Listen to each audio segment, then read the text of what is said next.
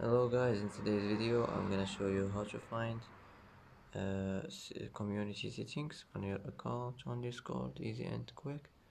First click here, now click settings, and here as you see you will find community settings, and now you can manage your community settings as you want, and that's it.